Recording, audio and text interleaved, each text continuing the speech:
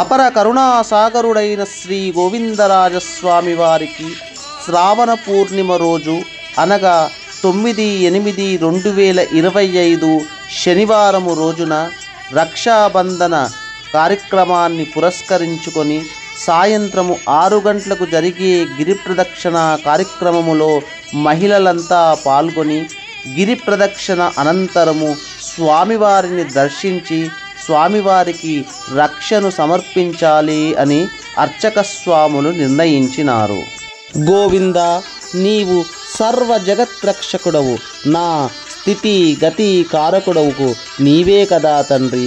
నీవు నాకు తోడుగా ఉండగా నాకు భయమేలనయ్యా స్వామి అని మనసులో తలుచుకొని స్వామివారికి రక్ష సమర్పించవలెను. నాకు నీవే రక్ష, నేను నా కుటుంబానికి రక్ష అని స్మరిస్తూ స్వామివారికి మహిళామణులంతా రక్షను సమర్పించాలి అని నిర్ణయించడము ఎంతో ఆనందకరమైన శుభ పరిణామము. మన పురాణ ఇతిహాసాల ప్రకారము శ్రీకృష్ణ పరమాత్మ శిశుపాలకుణ్ణి సంహరించడానికి సుదర్శన చక్రాన్ని ప్రయోగిస్తాడు. ఆ సుదర్శన చక్రం ప్రయోగించే సమయములో స్వామివారి బ్రొటనవేలికి చిన్న గాయం ఏర్పడి రక్తస్రావం జరుగుతుంది. ఆ గాయాన్ని చూసిన సోదరి అయిన ద్రౌపదీదేవి వెంటనే తాను కట్టుకున్న పట్టుచీరను చింపి స్వామివారి గాయానికి కట్టుకట్టడం జరుగుతుంది.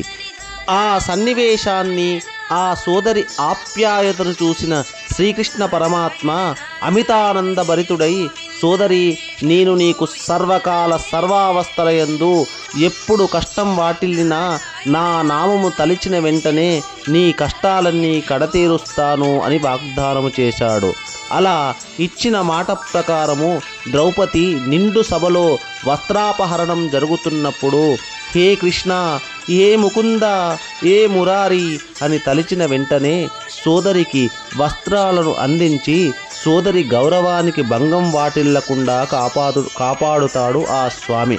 మరో సన్నివేశంలో విష్ణుమూర్తి బలిచక్రవర్తి కోరిక మేరకు పాతాళంలో ఉన్నప్పుడు మహాలక్ష్మి అమ్మవారు ఎలాగైనా స్వామివారిని వైకుంఠము తీసుకువెళ్ళాలని తరుణోపాయము ఆలోచించి ఆ బలిచక్రవర్తిని సోదరుడుగా భావించి రక్షను కట్టి బలిచక్రవర్తి సోదరీమణి అమ్మవారి యొక్క కోరిక మేరకు ఆ విష్ణుమూర్తిని లక్ష్మీ సమేతుడై వైకుంఠపురానికి చేరడానికి అంగీకరిస్తాడు.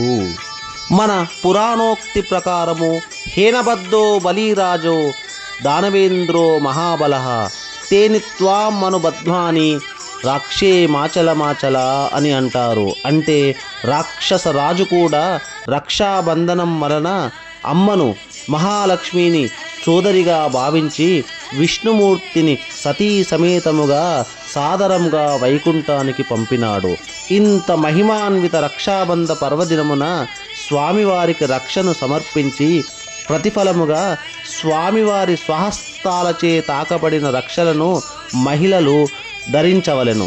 స్వామివారి లడ్డూ ప్రసాదాన్ని స్వీకరించి స్వామివారి అనుగ్రహాన్ని పొందగలరు.